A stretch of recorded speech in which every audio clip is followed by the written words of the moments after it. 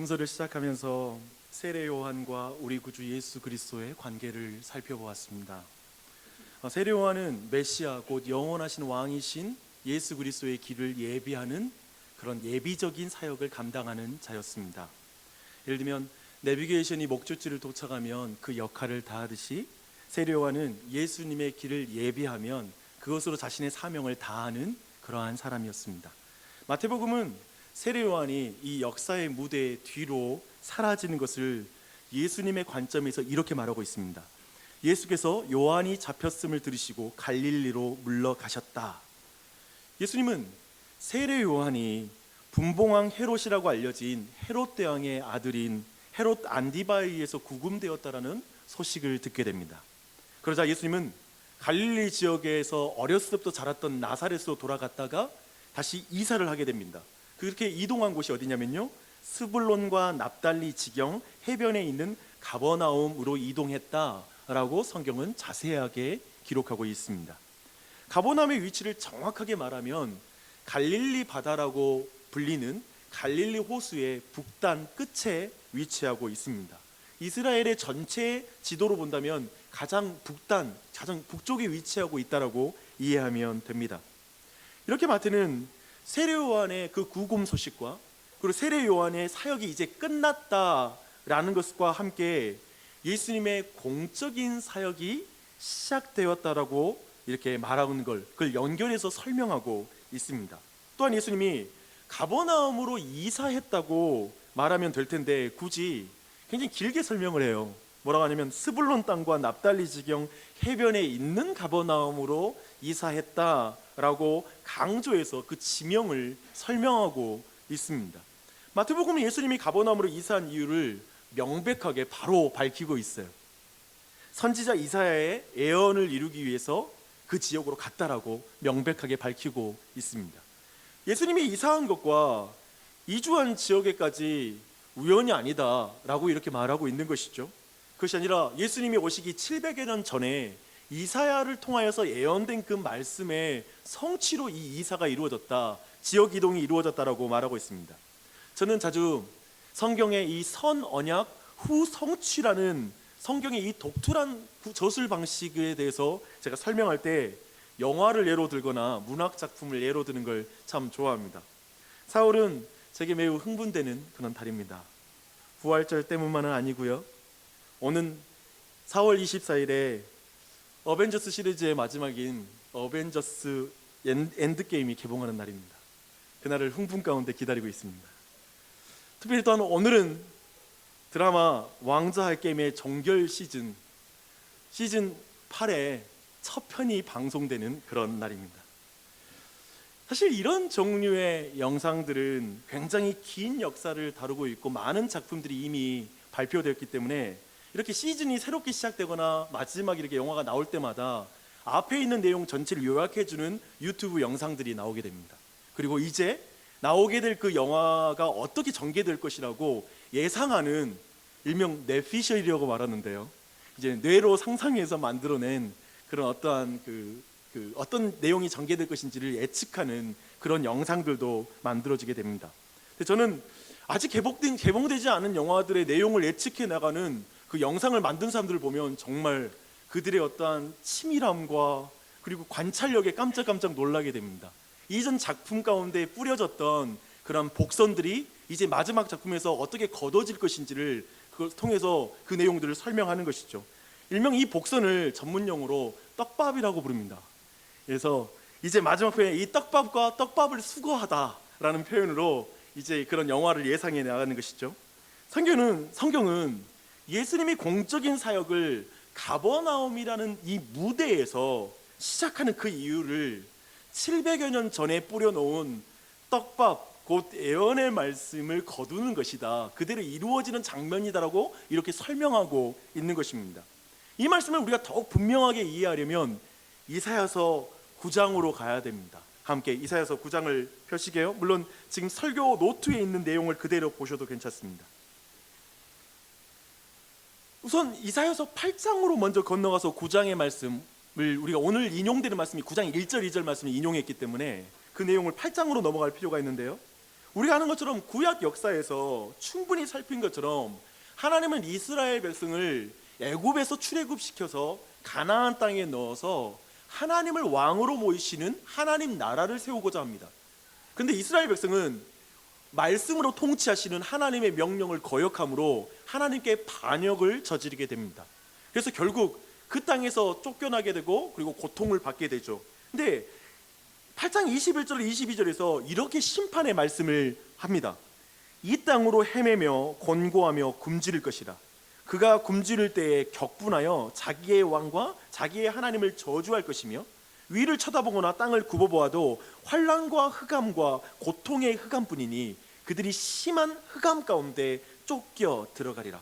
지금 심판에 대한, 하나님의 말씀을 거절하고 반역한 것에 대한 심판에 대해서 굶주림과 그리고 짙은 흑암이란 걸 강조해서 그들이 심판을 당할 것을 표현하고 있습니다. 그런데 역사적으로 이 굶주림과 그리고 이 흑암이 어떻게 이스라엘 백성에게 닥쳐왔냐면요, 그 내용이 8장 7절 8절에서 기록되어 있습니다. 그러므로 주 내가 흉용하고 창이란 큰 하수 곧 아수르 왕과 그의 모든 위력으로 그들을 뒤덮을 것이라. 그 모든 골짜기에 차고 모든 언덕에 넘쳐 흘러 유다에 들어와서 가득하여 목에까지 미치리라. 임마누엘이여 그가 펴는 날개가 내 땅에 가득하리라 하셨느니라. 지금 반역한 이스라엘을 하나님이 심판하실 텐데 바로 이스라엘의 북쪽에 위치한 아수르의 침공을 통하여 그들을 통하여 이스라엘을 심판하겠다고 말씀하고 있습니다. 그렇다면 이 땅이 어디냐면 스불론 땅과 납달리 땅입니다. 최북단에 위치한. 그런 의미에서 애적부터 이 스불론과 납달리 땅은 하나님의 심판이 시작되었던 장소이기도 하고요, 하나님의 심판을 가장 심하게 그리고 가장 크게 느끼는 장소가 바로 스불론 땅과 납달리 땅이었습니다. 그래서 갈릴리족은 단순히 예루살렘에서 먼 곳으로서 사회, 경제, 문화, 종교, 정치, 경제 이런 모든 걸로부터 소외된 땅이다, 예수님은 그런 소외된 곳에 임했다라는 수준을 넘어서서 지금 가장 고통스럽게 심판을 직면하는 그곳을 향한 하나님의 마음이 바로 가버나움으로 이동했다라는 말씀 안에 그 의미가 담겨 있는 것입니다. 9장 1절과 2절을 한번 보시겠습니다. 다시 한번 전에 함께 읽을게요. 전에 고통받던 자들에게는 흑암이 없으리로다. 옛적에는 여호와께서 스불론 땅과 납달리 땅이 멸시를 당하게 하셨더니 후에는 해변길과 요단 저쪽 이방의 갈릴리를 영화롭게 하셨느니라. 그 감에 행하던 백성이 큰 빛을 보고 사망의 그늘진 땅에 거주하던 자에게 빛이 비치도다.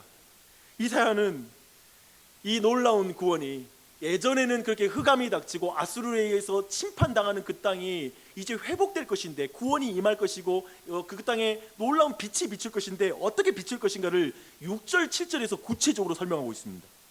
이는 한 아기가 우리에게서 낳았고 한 아들을 우리에게 주신 바 되었는데 그의 어깨에는 정사를 메었고 그의 이름은 기묘자라, 모사라, 전능하신 하나님이라, 영존하시는 아버지라, 평강의 왕이라 할 것임이라. 그 정사와 평강의 더함이 무궁하며 또 다윗의 왕자와 그의 나라에 군림하여 그 나라를 굳게 세우고 지금 이후로 영원히 정의와 공의로 그것을 보존하실 것이라. 만군의 여호와의 열심히 이를 이루시리라. 정확하게 이사야가 뭘 말하고 있죠? 이미 700여 년 전에 한 아이가 태어날 것이다. 그가 진정 기묘자고 모사, 즉 영원하신 하나님의 어떠하게만 수식되는 표현들을 쓰면서 그는 메시아라는 거예요. 다윗의 왕권을 가져오는 그 메시아가 바로 심판받았던 곳, 저 북쪽 갈릴리의 땅, 스불론의 땅, 납달리의 땅, 그곳에 진정한 빛을 가져올 것이다 라고 구체적으로 예언하고 있고, 예수 그리스도는 이 일을 성취하는 자로서 지금 가버나움으로 이사한 것이죠. 그것으로 이동했다는 걸 지금 우리에게 말하고 있습니다. 이사야는 메시아를 통해 갈릴리 땅에 큰 구원의 빛이 비칠 거라고 분명하게 말씀하십니다. 우리는 대통령이 임기를 시작할 때 그 첫 방문지가 어떤 의미를 갖는지, 그리고 그것이 큰 메시지라는 걸 잘 알고 있습니다. 시장에 방문하거나 중소기업청에 방문하거나 어떤 그런 첫 방문지가 어떤 메시지를 가지고 있는 것이죠. 또한 첫 업무 명령도 중요해요. 그래서 맨 처음에 사인하는 그 업무 장면을 화면으로 보여줍니다. 그것이 정부의 정체성과 그리고 그 정부의 방향성들을 정확하게 말해주기 때문에 그렇게 합니다. 그런 의미에서 지금 예수님이 세례 요한의 사역이 끝나고 자신의 사역이 시작하는 지점에 바로 가버나움으로 이동하는 부분에 놀라운 구원의 메시지가 담겨 있는 것입니다. 예수님의 사역의 주무대가 가버나움으로 바뀌므로 굉장히 선명한 메시지를 우리 모두에게 선포합니다. 예수님은 역사 속에서 가장 고통스럽게 심판을 겪은 땅에 가장 먼저 구원의 소식을 전하는 분이시다. 예수님은 역사 속에서 가장 어두운 땅에 가장 먼저 빛을 비춰주는 큰 빛이시다. 예수님은 죄와 사망의 권세에서 가장 신음하고 있는 땅을 가장 먼저 치유하시는 왕이시다 라는 걸 선명하게 우리에게 전해주고 있는 것입니다. 이것이 얼마나 놀라운 구원의 위로인지 모릅니다. 생각해 보십시오. 화재 때문에 평생 동안 일군 모든 가산을 잃어버린 국민에게 최고의 통치자가 찾아가서 두 손을 잡아주고 함께 울어주고 그의 이야기를 들어주고 그리고 그에게 따뜻한 말로 위로하는 걸 상상해 보십시오. 어떤 사람들은 어쩌면 그냥 쇼다라고 말할지 모르지만 모든 국민들이 원하는 건 최고 통치자는 그렇게 움직여야 된다라고 확신합니다.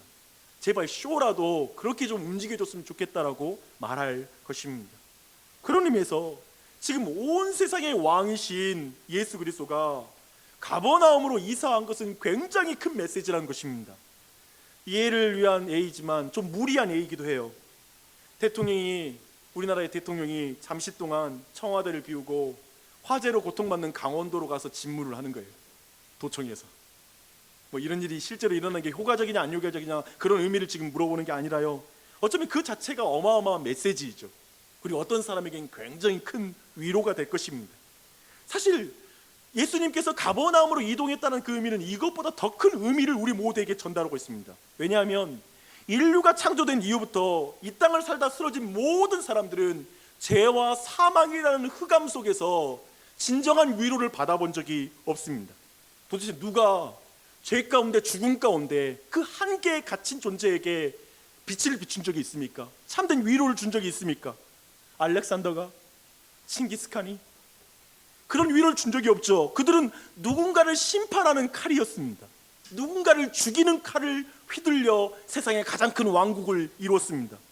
도대체 어떤 왕이 어두운 땅에서 칼에 상한 자, 신음하는 자와 함께 가서 함께 거하며 어떠한 왕이 그들과 함께 울고 그들과 함께 살았습니까? 그러한 왕은 역사상 존재하지 않았죠. 저는 여러분이 예수님께서 가버나움에 갔다라고 하는, 그리고 그곳에 사셨다라는 이 자체에서 여러분의 위로의 메시지를 발견했으면 좋겠습니다. 대통령이 여러분의 가정에 방문하면 얼마나 영광이겠습니까? 가장 힘들 때 찾아와서 토닥여주면 얼마나 큰 위로가 되겠습니까? 만유의 왕이신 예수님이 우리의 가버나움에 오셔서 어쩌면 내가 심판당하고 내가 죄 가운데 고통받고 있고 내가 어리석어서 흑암 속에 살고 있다라고 스스로 생각되는 그 자리에 오셔서 나와 함께 그 자리에 머물러 준다라는 그 사실이 우리에게 얼마나 큰 위로를 줍니까? 저는 여기에서 위로를 못 받으면 그리스도인들이 어디에서 위로를 받을 수 있을까요? 저는 못 받는다고 생각합니다. 예수님은 이제 가버나움으로 이주하고 나서부터 회개하라 천국이 가까이 왔느니라 라는 그 말씀을 외치기 시작합니다. 심판의 고통을 받고 힘겹게 살아가는 사람들이죠. 그 갈릴리 지역의 사람들은. 그리고 죄와 사망의 권세 아래서 병들어 신음하고 있는 그 사람들이죠. 근데 그런 사람들에게 좀 가혹스럽게도 이렇게 말하는 거예요. 회개하라 천국이 가까이 왔느니라. 좀 이렇게 말하면 안 될까요? 너희들 가난하니까 이 세상에서 억울하니까 너희들은 바로 천국행이야 라고 말하는, 그런 식으로 말하면 좋을 텐데 다르게 말해요. 여기 너희의 왕이 왔다. 그러나 스스로 왕이 되어 살아가는 모든 사람들은 자신의 왕자에서 내려오라. 회개하라. 그리고 참된 왕을 영접함으로 하나님 나라의 백성이 되라. 너희가 회개하지 않으면 하나님 나라에 들어갈 수 없다. 너희가 주인인 그 왕자에서 네가 내려오지 않고는 결코 나는 너 안에 들어가서 왕으로 너의 마음을 하나님 나라로 바꿀 수 없다. 너희가 가난하다고 구원받지 못한다. 너희가 사회적 약자라고 해서 구원받지 못한다. 너희가 소수자라고 해서 죄가 그냥 용서되는 것이 아니다. 너희가 비주류이기 때문에 마지막 날에 너희 신세가 역전되는 것이 아니다. 너희는 회개해야 구원받을 수 있다. 이 천국 복음을 예수 그리스도는 증거하고 있습니다. 그 땅에 근데 이 천국 복음들과 함께 이제 예수님의 제자들을 부릅니다. 바로 이 예수님의 제자들이 바로 이 사역과 관련이 있다라는 것입니다. 이들은 매우 특별한 사람들이에요. 나중에 이들을 사도라고 이름을 부릅니다. 마태는 제자들 중에서도 매우 중요하게 쓰임받는 4명의 부르심을 지금 처음 부르심에서 4명을 기록하고 있습니다. 예수님 먼저 안드레와 베드로를 해변가에서 부르십니다. 그들이 그때는 이제 그물을 던지고 있었습니다. 그리고 나를 따라오너라고 말했을 때 그들은 바로 반응하고 그물을 던져두고 배를 버려두고 예수님을 따랐다라고 말하고 있습니다. 그래서 아마도 이제 제자들 둘이 더 있으니까 세 명이 걸을 수 있었겠죠. 계속해서 해변을 걸어갑니다. 근데 다시 그곳에서 이제 야고보와 요한 그리고 그들의 아버지인 세베대가 그물을 깁고 있는 것을 보십니다.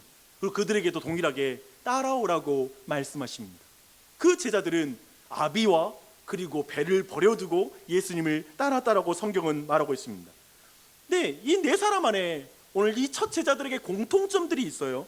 그 공통점이 뭐냐면 그들이 스불론 땅과 납달리 땅 출신이라는 것입니다. 심판의 고통이 시작되고 그 고통을 극심하게 느껴야 했던 사람들, 그 땅에서 태어나고 자랐던 사람들을 하나님이 부르십니다. 그리고 그들은 모두 어부예요. 왜 예수님이 어부인 그들을 부르실까? 기본적으로 사람을 낚는 어부로 쓰실 것이니까 라임을 맞추기 위해서 어부를 부르시는 건가? 그보다 이 어부라는 직업의 일반적인 특성 때문에 그렇습니다. 사실 어부라는 특성은 뭐냐면 배우지 못하고 가난한 자들의 직업이라는 것입니다. 요한복음 1장 43절에 보면요, 매우 흥미로운 말씀이 나와요. 이제 빌립이라는 한 제자가 안드레와 베드로와 같은 동네에 살고 있는 베세다에서 살고 있는 그런 제자인데요, 그가 같은 지역에서 살고 있는 나다나엘이라는 사람에게 찾아가요. 그리고 이렇게 말합니다. 모세가 율법에 기록하였고 여러 선지자가 기록한 그 일을, 예수님을 우리가 만났으니, 메시아를 만났으니 요셉의 아들 나사렛 예수라 라고 이렇게 말합니다. 이렇게 말하니까 나다나엘이 뭐라고 말하냐면, 나사렛에서 무슨 선한 것이 날 수 있어? 라고 이렇게 무시하듯 말합니다. 이 장면은 지금 갈릴리 지역에서 사는 사람들은 어쩌면 스스로 자신의 땅에 메시아가 올 수 있다는 가능성을 생각하지 않은 사람들이에요. 그렇게 생각할 수 있죠. 왜냐하면 그 소외된 곳, 심판주가 먼저 왔지 그들의 구원주가 올 것을 상상하지 못하는 거예요. 그들을 구원할 구원자가 자신들에게 먼저 올 것을 상상 안 해요. 온다면 예루살렘에 오겠지, 여기에 왜 와? 라고 생각했을 수 있어요. 또 한 가지 여기에서 이 대화에서 우리가 발견할 수 있는 건 뭐냐면, 갈릴리 지역 내에서도 서로를 무시하고 서로를 좀 어디 출신 그러면 그 안에서도 무시하는 분위기가 있었다라는 거예요. 그렇지 않아요? 이것을 예루살렘에서 살아가는 종교 지도자가 보면 얼마나 우스웠겠어요. 그 갈릴리 애들끼리 야, 너 나사렛 출신에서 뭔 선한 게 나와? 그게 얼마나 웃겨요. 마치 광주 사람이 나주 사람에게 시골 사람이라고 말하는 것을 보는 서울 사람들의 깊은 어떤 네, 그런 걸 느낄 수 있겠죠. 우스개 이야기고요. 항상 우리 교회를 즐겁게 해주는 그런 말이 있어서, 네. 말하고 싶은 요점은 이거예요. 어부는 갈릴리 지역에서도 무식한 사람으로 인식되는 사람들이었다는 거예요. 그런 의미에서 어부는 천한 직업이지 결코 고귀한 직업이 아니에요. 심지어 갈릴리 사람들 안에서도 그렇게 좋은 직업이 아닌 거예요. 소외된 곳에서도 낮은 계층인 거예요. 어부는 사회에서 중요한 사람으로 여겨지지 않아요. 마치 예전에 우리에겐 백정이라는 그 신분이 소고기를 공급하고 돼지고기를 공급하는 중요한 역할을 했지만 그의 사회적 신분이 낮았던 것처럼, 사람 취급을 못 당했던 그 정도는 아닐지라도 어부라는 직업 자체를 존경하거나 그 직업에 가치를 부여하는 그런 직업은 아니었습니다. 어부는 사회에서 중요하지 않았어요. 그러나 예수님은 이렇게 무지하고 천하다고 여겨지는 어부들을 영적인 생사를 좌우하는 중차대한 그 일 가운데 부르셨다는 거예요. 예수님이 왜 이렇게 그 어부들을, 세상에서도 중요하게 여김받지 않는 갈릴리에서도 무시하는 그 사람들을 기독교 역사에, 그리고 교회의 기둥과 터로 이렇게 불러주시는 것일까요? 이에 대한 대답을, 저는 가장 좋은 대답이 고린도 교회에게 보냈던 바울의 서신에 있다고 생각합니다. 첫 번째 편지에 1장 25절 29절에 있어요. 그것은 이것입니다. 하나님의 어리석음이 사람보다 지혜롭고 하나님의 약하심이 사람보다 강하니라. 형제들아, 너희를 부르심을 보라. 육체를 따라 지혜로운 자가 많지 아니하며 능한 자가 많지 아니하며 문벌 좋은 자가 많지 아니하도다. 그러나 하나님께서 세상에 미련한 것들을 택하사 지혜 있는 자들을 부끄럽게 하려 하시고 세상에 약한 것들을 택하사 강한 것들을 부끄럽게 하려 하시며 하나님께서 세상에 천한 것들과 멸시받는 것들과 없는 것들을 택하사 있는 것들을 폐하려 하시나니 이는 아무 육체도 하나님 앞에서 자랑하지 못하게 하려 하십니다.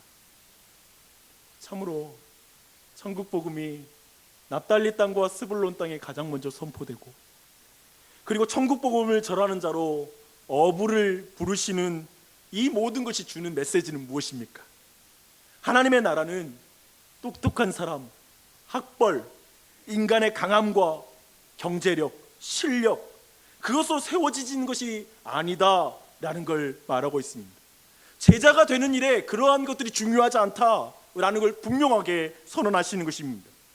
그런 것으로 교회를 세우려고 하면 분명히 실패할 것이다.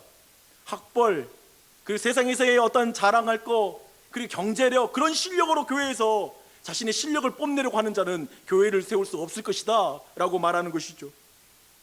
그런 것을 자랑하는 교회는 필경 하나님 나라에 합당하지 않는 교회일 것이고 하나님 나라에 교회답지 않는 교회일 것입니다. 여러분, 제가 방금 말씀드렸던 이 말에 동의하지 않는 분 계십니까? 다 동의하시죠? 교회는 그런 것 아니야, 교회는 정말 그런 것이 아니야 라고 동의할 것입니다. 그런데 우리는 교회에서 약한 자들과 교회에서 하는 실수를 용납하지 않을 수 있습니다. 역설적이죠. 자녀 양육에도 이것을 적용할 수 있을 것입니다. 우리는 어부를 부르시는 예수님 앞에 감동해요. 모두 감동할 거예요. 그런데 우리는 어부이기를 원치 않습니다. 어부와 같은 자신을 용납하지 못할 때가 많습니다. 너 왜 이렇게 실력 없어? 왜 이렇게 잘나지 못했어? 라고 스스로를 탓할 때가 많습니다. 우리의 자녀들이 어부로 비춰지는 거 굉장히 싫습니다. 내가 왜 애들 키워요? 어부로 안 키우려고 하는 거죠. 나 이놈은 나중에 내가 어부처럼 살았지만 이놈은 안 돼 라고 생각하는 것이죠. 지금 우리가 자신과 그리고 자녀들을 교육하지 말고 무력하게 만들자는 말이 아닙니다. 또 이렇게 하면 또 이렇게 적용할 수 있기 때문에 다시 한번 제가 언급해 드릴게요. 부지런히 교육해야죠. 할 수 있는 대로 하나님의 학문 속에 속한 하나님의 진리를 아이들이 다 배울 수 있도록 우리는 환경을 열어줘야 됩니다. 그런데 그렇게 인간의 잘남과 실력으로 하나님 나라가 확장된다라는 생각은 안 됩니다. 아이들의 실력으로 교만해지거나 절망할 필요가 없는 것이죠. 예수님이 갈릴리 어부와 그리고 나중에 세리들을 부르는 것, 그리고 민족 독립을 외치는 열심당원들을 포함하여 12명의 사람들을 부르신 그 의미는 뭐예요? 12지파의 조상이 된 그 야곱의 12아들을 떠올리게 만들죠. 그 아들들은 나중에 이스라엘이라는 하나님 나라의 시작이 되고 그 초석이 되죠. 그런 것처럼 예수 그리스도는 지금 그 어부, 쉽게 말하면 무지하고 그리고 중요하지 않은 사람들, 세리, 사회에서 멸시받는 사람들, 열심당원들, 자기 혈기에 살아가는 사람들, 그러한 위험한 사람들, 그러한 사람들을 주님이 부르셔서 바로 교회의 초석을 삼으시고 교회의 그 시작점에 중요한 기둥과 터로 하나님이 사용한단 말입니다. 이 의미, 어부를 불렀다는 그 의미가 우리에게 무슨 메시지를 줍니까? 여러분에게 무슨 메시지를 줍니까? 이 안에 위로를 발견하시기 바랍니다. 여기 놀라운 위로가 있죠. 제가 볼 때요, 실력 없어 쓰임받지 못하는 것이 아니라 하나님 나라에서는 교만해서 쓰임 못 받아요. 하나님 나라에서는 신분이 낮다 하여 쓰임을 못 받는 게 아니라 자신이 신분이 높다 하여 쓰임 못 받아요. 하나님 나라는 그런 곳이에요. 마태는 이들의 공통점을 또 말하고 있습니다. 그들은 즉각 하던 일을 버려두고 지금 아비를 버려두고 주를 쫓았다고 말하고 있습니다. 이것은 인간에게 있어서 굉장히 중요한 두 가지를 버리고 즉각 따른 거예요. 그건 뭐냐면 하나는 생계를 유지하기 위한 그 생업을 버렸다라고 라는 것이고, 또 하나는 인간관계에서 가장 소중한 자신의 정체성인 아버지와의 관계, 가족과의 관계를 끊고 따랐다라는 것을 말하고 있습니다. 우리는 이 장면에서 4명의 제자들이 너무 즉흥적이라고 생각이 들지 않으세요? 그들은 너무 계산을 하지 않아요.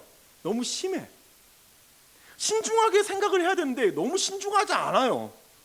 최소한 이런 거 있잖아요. 주님의 부르시면 부르심의 의미를 깊이 묵상하고 따라야 되잖아요. 왠지 생각 없이 따르는 것 같은 기분이 굉장히 본문 안에 느껴집니다.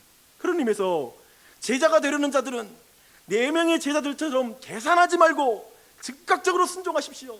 그게 제자가 되는 자격입니다. 이런 말씀 들을 때 우리가 아멘도 하고 따라갈 수 있죠. 근데 그 즉각적인 순종과 주저하지 않는 것, 그리고 가족일지라도 버리고 따르는 그것이 지금 제자의 조건으로서 중요하게 부각되는가라는 걸 질문하고 싶습니다. 저는 그렇게 한다면 선뜻 동의하지 못하는 게 우리 안에 많이 있습니다. 사실 마태복음은 핵심 사실을 간략하게 추려서 기록하고 있는 거예요. 근데 다른 복음서를 보면 베드로는 이미 예수님을 만났어요. 베드로가 타고 있던 배에 예수님이 오르셔서 복음을 전하시고, 그리고 그에게 그물을 던져 많은 물고기를 잡게 하는 사건이 이미 있었습니다. 그리고 안드레라는 사람 또한도 세례 요한의 제자였어요. 그때 세례 요한을 통해 이런 말을 들어요. 저는 세상 죄를 지고 가는 하나님의 어린 양이로다 라는 그 말을 듣고 예수님을 잠깐 쫓았던 일이 있어요. 그러면서 제자가 되는 조건으로 즉각성으로 오늘 본문을 해석하는 것에 저는 동의하지 않습니다. 바른 해석이라고 생각하지 않아요. 도리어 예수님은 천국 복음을 전파하는 그 제자들을 부르심에 있어서 일찍부터 만나주시고 준비시킨 자들을 불렀다는 사실입니다. 그렇다면 마태복음 저자가 강조하는 건 뭐예요? 이걸 강조하는 거예요. 결국 예수님을 가장 사랑하는 자가 제자이다. 이걸 지금 가르치고 있는 것입니다. 이걸 부각시키는 거예요. 직업과 가족을 뒤로하고 예수님을 따라가는 것에서 나 혹시 이렇게 부르시면 어떡하지? 라고 두려워하실 수 있는데, 두려워하면 절대 안 불러니까 걱정할 필요가 없고, 예수님은 결코 사실은 전체 성경의 가르침은 결코 우리 직장의 삶과 그리고 가족에 대한 책임을 약화시키지 않아요. 성경의 가르침은 절대 이걸 약화시키지 않아요. 다만 마태가 분명히 강조하는 것은 사도의 직분을 감당하기에 그 제자에게 분명하게 요구하는 한 가지입니다. 그 한 가지는 뭐예요? 예수님을 가장 사랑하느냐? 예수님을 가장 사랑하느냐? 이것은 예수님을 가장 사랑하면 가정을 덜 사랑하게 된다라는 식의 계산이 아니에요. 예수님을 가장 사랑하면 가정을 가장 더 신실하게 사랑할 수 있다는 게 성경 전체의 가르침이에요. 다만 지금 이 본문에서 가족을 버리고 그리고 직장을 버리고 직접 예수님을 따르는 이 장면에서 강조되는 건 우리 모두에게 이 질문을 어쩌면 돌직구처럼 우리에게 하고 있는 질문입니다. 그 질문은 이거예요. 여러분에게 말합니다. 당신은 예수님을 가장 사랑하는 제자입니까? 직장보다 예수님 더 사랑합니까? 승진보다 예수님 더 사랑합니까? 가족보다 예수님 더 사랑합니까? 목사님 또 그런 식으로 비교하지 말고요. 지금 이 의도가 아니라고요. 근데 이 질문 앞에 정직하게 서라는 거예요. 가정 무시하는 것도 아니고 직장 무시하는 게 아니라고요. 근데 이 질문 앞에 여러분이 서라고요. 그게 제자의 위치라고요. 지금 우리는 지금까지 예수님이 첫 제자를 부르시는 장면을 쭉 살펴보았습니다. 심판이 시작되고 심판의 고통을 극심하게 느끼는 스불론 땅, 납달리 땅에 제일 먼저 천국 복음이 선포됩니다. 예수님이 그곳에 먼저 찾아가십니다. 회개하라, 천국이 가까이 왔느니라. 첫 제자들은 이 메시지를 이미 들었어요. 아마 가장 어두운 땅인 갈릴리에서 선포되는 이 천국 복음에 감격했을 거예요. 그렇잖아요. 갈릴리 사람들은 정보에서 가장 소외된 자이거든요. 좋은 소식을 가장 먼저 들을 수 있다고 생각하지 않았거든요. 근데 그들에게 메시아가 온 거예요. 그리고 그들에게 천국 복음이 선포되니까 자신의 지역에서 자신의 지역 출신이 그 천국 복음을 전할 때 얼마나 감격이 되겠어요. 그 특별한 위로로 와닿았을 거예요. 첫 제자들에게 예수님은 이미 여러 방법으로 찾아가서 그 마음을 준비시키셨어요. 베드로는 물고기가 잡혔을 때 예수님 앞에 엎드려서 나는 죄인입니다, 나를 떠나십시오라고 이렇게 말했었거든요. 즉 뭐냐면 베드로는 자신의 어두운 마음, 흑암 가운데 가득 차 있는 자신의 마음에 예수님이라는 빛이 비춰지자 자신이 죄인인 걸 깨달았어요. 그리고 자신의 왕좌에서 내려와 예수님, 정말 회개하는 은혜를 간구하는 자리에 그 자신이 서게 된 거예요. 그런 그들을 예수님은 제자로 부르십니다. 제자에 있어서 가장 첫 번째는 내가 흑암에 있는데 그 흑암에 예수님이 거기에 빛을 붙여주시는 은혜를 경험하는 것이죠. 내가 스스로 왕이라고 생각하며 살았는데 내가 왕좌에 있다는 걸 깨닫고 겸손히 그 자리에서 내려오는 것을 먼저 알려주시는 것이죠. 그들은 사실 또한 갈릴리 사회에서 무시를 받는 사람이었습니다. 천대받는 자들이었어요. 중요한 사람들이 아니었죠. 그들 스스로도 자신이 중요한 사람이라고 생각해 본 적이 없어요. 근데 예수님이 그들을 제자로 부르시는 거예요. 난 그런 생각을 합니다. 나는 하나님의 자녀가 되는 것도 기적인데 나 같은 사람이 목사 된 것도 기적이다. 야, 이걸 두 가지를 더하면은 주체할 수가 없는 순간이 있어요. 야, 어떻게? 여러분 어때요? 여러 가지 감격이 있겠죠. 근데 지금 이 순간 여러분한테 와서 나를 따르라 라고 주님이 말씀하시는 거예요. 어떠세요? 부르심을 받은 제자들은 얼마나 감격이 됐을까요? 그 마음이 얼마나 벅찼을까요? 정말 그 스불론 납달리 땅의 그 시골뜨기 갈릴리 사람, 별거 없는 인생, 그리고 그 중에서 어부에게 와서 내가 너 제자 삼을 거야, 나를 따르라라고 했을 때 가장 크신 분이, 위대한 분이 나를 초대하면 여러분에게 같이 일하자고 청한 사람 중에 가장 높은 신분이 누구였어요? 시장님. 손 들어보십시오. 시장님 없는 것 같고, 그다음 그 위는 없겠죠. 도지사도 없을 것 같고, 광역시장도 없을 것 같아요. 왕이신 하나님께서 너 내 딸이야, 너 내 아들이야, 너 나랑 동역하자, 내 일 네한테 맡길게 라고 말씀하시는 거예요. 그러니까 지금 이 안에는 이 감격이 있는 거예요. 어둠 가운데 있었던 자에게 이 구원의 은혜가 있는 거예요. 그렇게 그는 직업을 내려놓고 가족을 뒤로하고 예수님을 가장 사랑하는 그 제자의 길을 걸어가기 시작하는 거예요.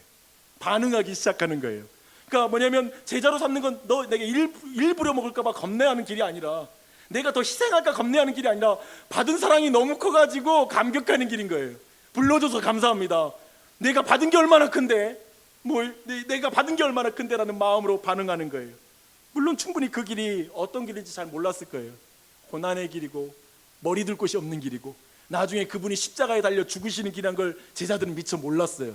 근데 그 길을 걸을 만큼 그 수준의 그 시기에 그 신앙은 된 거예요. 그 믿음의 반응은 한 거예요. 우리가 그랬잖아요. 우리 예수님 믿는데 이렇게 될 줄 알았으면 안 믿을 사람 많아요. 그렇죠? 이게 예수 믿는 게 보통 일이 아니다. 나중에 와서 우리가 느끼거든요. 처음부터 이런 줄 알았으면 심각하게 생각했을 텐데, 그런 생각이 들어요. 근데 그때 그 수준에 고백했고 여기까지 온 거예요. 그리고 제자들은 이제 무엇을 합니까? 제자들이 하는 일이 23절이에요. 예수께서 온 갈릴리에 두루다니사 그들의 회당에서 가르치시며 천국 복음을 전파하시며 백성 중에 모든 병과 모든 약한 것을 고치시니, 제자들 일 부려먹지 않아요. 제자들이 한 게 뭐냐면 예수님 곁에서 예수님이 하신 일을 보는 거예요. 그게 제자예요. 그리고 그들은 증언자가 된 거예요. 증인이 된 거예요. 그게 제자의 뜻이에요. 가르침, 그가 전파하는 천국 복음, 그리고 고치시는 하나님 나라의 사역. 가르치다, 전파하다, 고치다. 이 세 가지를 그는 옆에서 예수님이 하신 일을 지켜보고 바라본 거예요. 그것이 제자의 사명입니다. 그걸 증언하는 것이 제자의 사명이에요. 사도행전 1장에는 가룟 유다가 죽은 그 자리를 다른 사람으로 채워 넣어야 한다고 말하면서 이런 조건을 붙여요. 요한의 세례로부터 우리 가운데 올려져 가신 날까지 주 예수께서 우리 가운데 출입하실 때 항상 우리와 함께 다니던 사람 중에 하나를 세워 우리와 더불어 예수께서 부활하심을 증언할 사람이 되게 하여야 하리라. 제자는 증인이라는 거예요. 제자들은 심판 가운데 고통받는 자, 죄와 사망의 어둠 가운데 살아가는 자에게 행하시는 예수님을 증언한 자인 거예요. 예수님이 이 땅에서 어떻게 사셨고, 어떻게 가르치셨고, 어떻게 고난을 당하셨고, 십자가에 달려 죽으셨고, 어떻게 3일 만에 부활하셨는지 그 내용을 증언하는 자가 제자라고 말하고 있습니다. 그 일에 별 볼 일 없는, 부족하고 중요하지 않고, 그리고 정말 이 세상에서도 아무도 안 알아주는 우리를 부르신 거예요. 정말 하등에 이 세상에 자랑할 거 하나도 없는 우리를 불러준 거예요. 그 은혜를 경험하게 해주셨고 그 곁에서 보게 해주셨어요. 생각해봐요. 그 가장 중요한 분이 내 곁에 두고 끌고 가는 거예요. 그게 얼마나 큰 은혜예요. 은혜 받은 우리가 할 일이 무엇입니까? 증인이 되는 것입니다. 증인이 되는 것입니다. 내가 실력 있고 내 실력으로 복음을 복음되게 하는 게 아니에요. 여러분의 사는 것으로 복음을 복음되게 하는 게 아니에요. 예수님의 행하심을 증언하는 거예요. 돌아오는 주일은 부활주일입니다. 우리는 흑암 속에 있는 가버나움에서 살아가는 우리의 이웃들을 교회에 초대하는 시간을 갖게 될 것입니다. 혹시 우리에게 그들을 자신 있게 초대하지 못하는 이유는 뭘까요? 그리고 혹시 위축되는 사람이 있다면, 아직까지도 나는 그날 초대할 사람이 없고 나는 전혀 그 부분을 생각해 보지 않았다면 왜 그런 것일까요? 혹시 우리 자신이 가버나움에 있다고 생각하기 때문이 아닙니까? 나는 하나님으로부터 먼 사람이야. 나는 정말 심판당해서 하나님의 벌받아도 하나님의 은혜를 안 줘도 될 만큼 나는 엉망인 사람이야. 최소한 내 마음의 거리만큼 저 멀리 가버나움에 있는 것이죠. 내 마음이 너무 어두운 거예요. 내 마음이 흑암 가운데 가득 있어서 내 자신이 기쁨이 없는 거예요. 구원의 감격도 사라져 버렸고 하나님의 은혜가 어느새 내 마음에 다 고갈돼 버린 것 같아요. 어쩌면 복음을 전하지 못하는 가장 큰 장벽은 우리 안에 가버나움에 있는 우리 자신의 모습일 거예요. 하나님의 은혜로부터 소외되어 있고 심판을 가장 먼저 나는 당할 사람이다, 그런 생각일 거예요. 기억하십시오. 그 가버나움에 예수님이 가장 먼저 찾아가십니다. 여러분이 스스로를 나는 죄인이고 난 어리석고 연약한 사람이라고 정말 인정한다면 사실 여러분은 예수님이 가장 먼저 찾아갈 상한 심령을 가진 자일 수 있습니다. 자존심 말고요. 나 괜찮은 사람인데 왜 이렇게 못났어가 아니라 난 참 죄인이야. 난 가버나움에 있는 자야. 주님의 은혜가 없이는 살 수가 없어라고 고백할 때 그 가장 가까운 곳에 예수님이 먼저 찾아가실 것입니다. 예수님이 가버나움으로 이사하신 것처럼 여러분의 마음 가운데 오실 것입니다. 그리고 말할 거예요. 회개하라, 천국이 가까이 왔느니라. 내 마음의 왕자에 나를 올리려. 너는 내려오고 내가 너를 더 행복하게 해줄 것이다, 더 온전하게 해줄 것이다 라고 말씀하십니다. 어쩌면 이 자리에 우리 많은 사람들은 신앙생활하는 게 갈수록 실력이 없어지고 난 너무 실력 없어, 부족해, 탁월하지 못해, 순종도 잘 못하는 것 같고 왜 이렇게 나같이 못난 사람을 불렀어 라고 생각하고 여전히 그냥 실력 있는 그리스도인이 되고 싶은 마음이 클지 몰라요. 아니요, 어부를 불렀어요. 어부를 불렀어요. 이걸 놓치면 안 돼요. 어부를 불렀어요. 어부인 것을 싫어하지 마세요. 어부인 것을 인정하세요. 이런 말이 있습니다. 당신은 복음의 향기이지 복음이 아니다. 저는 여러분이 복음의 향기가 되어서 그 향기의 근원인 예수님을 보여주는 삶을 살고 그렇게 은혜가 넘치길 바랍니다. 하지만 오해는 마세요. 여러분은 복음이 아니에요. 복음은 예수 그리스도와 그분이 행하신 일이에요. 그때 우리에게 놀라운 자유함이 임하는데요, 내가 좀 못났어도 예수님은 소개할 수 있어요. 들어보세요. 저 사실 너무 못나고 예수님한테는 정말 통과 못할 제자예요. 너무 부족한 사람입니다. 근데요, 예수님 좋아요. 우리 예수님 만나보세요. 우리 예수님을 소개하고 싶어요. 우리 예수님한테 당신 나왔으면 좋겠어요. 이번에 나오세요. 제 말은 어눌하지만 그날 듣는 복음은 정말 좋을 거예요. 당신을 행복하게 해줄 복음이 교회에 있어요. 어쩌면 이렇게 말할 수 있겠죠. 내가 복음의 향기고 복음이 아니라는 사실을 알 때, 또 내가 증인이지 예수는 아니다 할 때 내 연약함을 넘어 그 예수님을 자랑할 수 있는 용기가 생겨요. 여러분 모두의 그 은혜가 넘치길 바랍니다. 가버나움에서 어부로 사는 우리를 부르신 예수님을 위하여 나아가십시다.